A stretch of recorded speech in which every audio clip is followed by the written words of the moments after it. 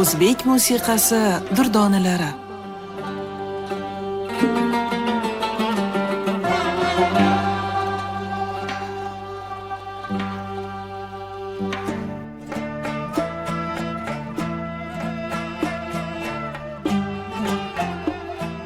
Assalomu alaykum muhtaram san'at shinavandalari. Ma'rifiy musiqiy eshittirish taqdimoti bilan studiyada musiqashunos Zulfizar Karimova.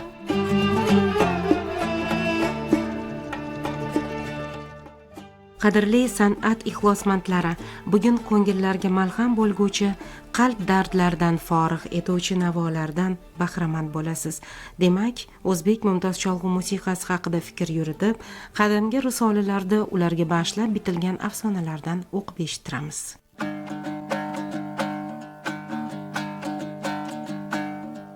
Ma'lumki, mumtoz musiqa insonning moddiy va ma'naviy turmush talablari, ehtiyojlari va o'zini qurshab turgan tashqi muhitga, boshqa kishilarga bo'lgan munosabatlari natijasida paydo bo'lgan.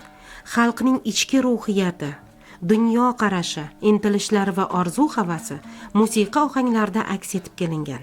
Musiqiy ohanglarda uning ijodkori hisoblangan xalqning yoki millatning sho'x va hazil, o'ynoqi va mungli ichki nidolari mujassamlangan. Mumtoz kuylarda kishilar o'rtasida ro'y beradigan ruhiy axloqiy munosabatlar o'z ifodasini topadi.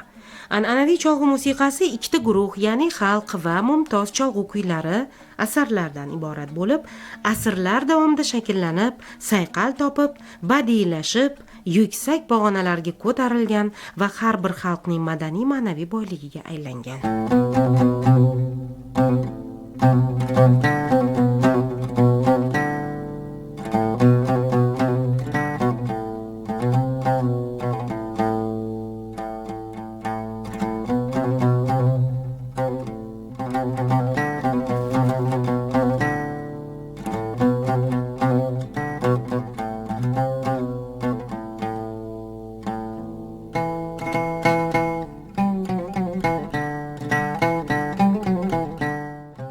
O'zbek musiqa cholg'ulari va cholg'u musiqasi qadim-qadimdan boy, murakkab tasviriy imkoniyatlarga ega bo'lib, barcha xalqlar musiqasi kabi o'ziga xos tarix va an'analarga boy. Asrlar osha bizgacha yetib kelgan ushbu musiqaning ajoyib namunalari o'zining rangorang jilosi, ohangrabo sadolari bilan kishilarga olam-olam zavq, shavq va huzur baxshida etmoqda. Kishining tashqi dunyoga estetik munosabatini shakllantirishdagi cholg'u musiqaning vazifasi insonning ta'sirchanlik kayfiyati bilan bevosita bog'liqdir. Musiqa ta'sirida shakllanadigan estetik munosabat kishining ruhiy holatiga yo bog'liq bo'ladi, yoki uni belgilab beradi. Bog'liqligi shundaki, kishi ruhiyati tushkun holatda bo'lsa, ohanglar ta'siri qanchalik kuchli bo'lmasin, hatto bulbulning sayrashi ham uning qalbiga faqat mung bo'lib kiradi. Shu o'rinda Darvish Ali Changiyning musiqa risolasida bitilgan bir rivoyatni esga olamiz.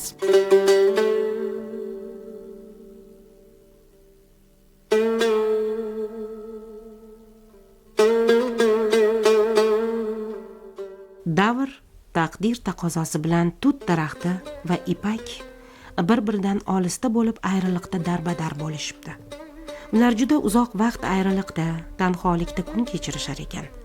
Nihoyat taqdir ustaxonasida, moviy osmon charxpalagida, davr to'quvchisining qo'lida, bo'yoqchining uyida shamchiroq tutunlar bilan sug'orilib, so'ngra yigiruvchi qo'liga tushib, charxining aylanaverishidan xorigan ipak o'zining turmush manbai bo'lmish tut daraxti bilan oxiri uchrashibdi. O'sha torlarga qo'l urilganda hijron va yolg'izlik azobidan nola qilishar ekan. Hijron nolalari qay kuylarda mujassam ekana? Balki cho'li Iroqdadir, balki Segohda, balkim mohir sozanda, san'at ustasi Turg'un Almatov ijro etgan mana shu ohanglardamikin?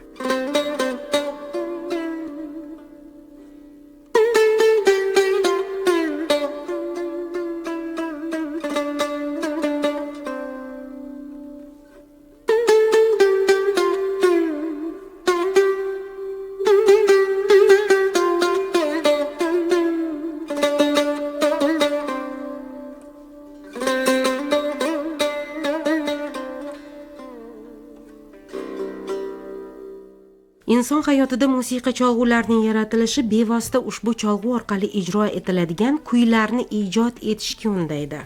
Bizning xalqimiz xilma-xil cholg'ularga ega bo'lib, o'ziga xos asarlarni yaratgan. Bu cholg'ular tovush chiqarish, ya'ni sadolanish xususiyatlari bo'yicha torli, puflama damli va urma zarbli cholg'ular guruhini tashkil etadi.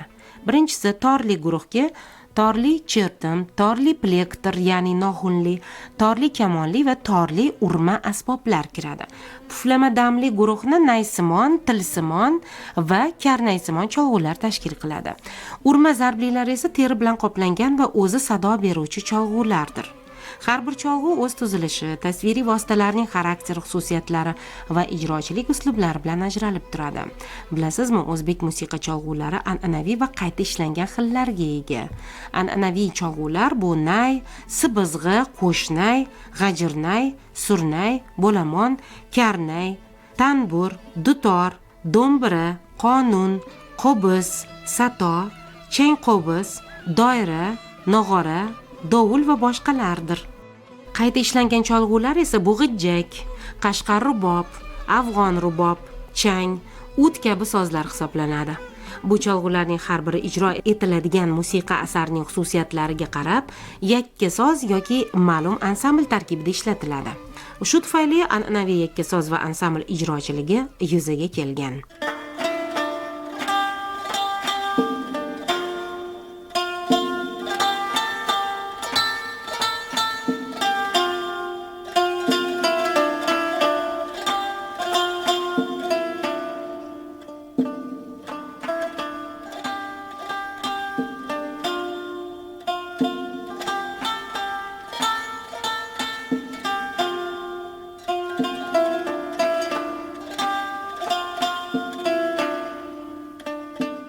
Mumtoz cholg'u musiqasi xalq cholg'u musiqasiga qaraganda kuy rivoji, shakl murakkabligi va ijro uslubining mukammalligi bilan ajralib turadi.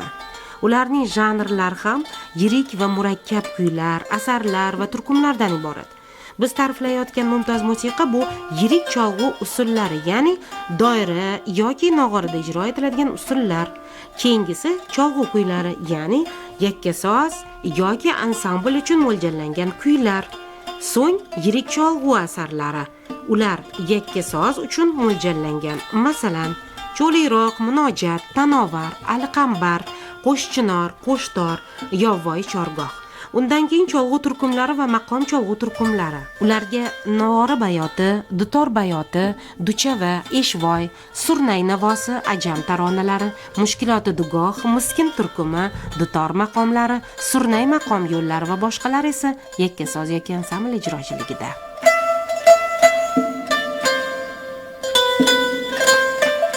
13-14 asrlarda yashab ijod qilgan qomusiy olim Ziyovuddin Naqshabiyning To'tinoma kitobidan bir rivoyatni keltiramiz.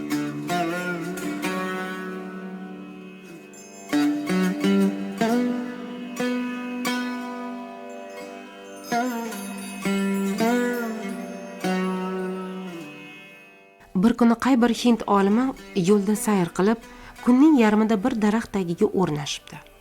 Shu payt u shoxdan shoxga sakrab yurgan maymunni ko'ribdi. Haligi maymun birdan o'tkir shoxga ilinib, qorni yorilib ketibdi va ichaklari ikkita shox orasiga tortilib qolibdi. Biroz vaqt o'tgach, bu ichaklar quribdi, shamol esib undan yurakni maftun etuvchi tovush taralibdi. Olim bu ichaklarni olib qiyshiq taxtaga sapdi va unga o'sha ichaklarni tortib qo'ygan ekan. Undan yana ham go'zal tovushlar tarala boshlabdi. So'ngra olim yana bir necha tor yasab, taxta ostiga qovoqni mahkamlab qo'yibdi va buning natijasida musiqa cholg'u asbobiga salibdi. Bundan keyin har bir olim o'zining ongi va tafakkurini ishga solib, bu asbobni qonun va rebab cholg'ular yasalgunga qadar turlicha takomillashtirgan ekan.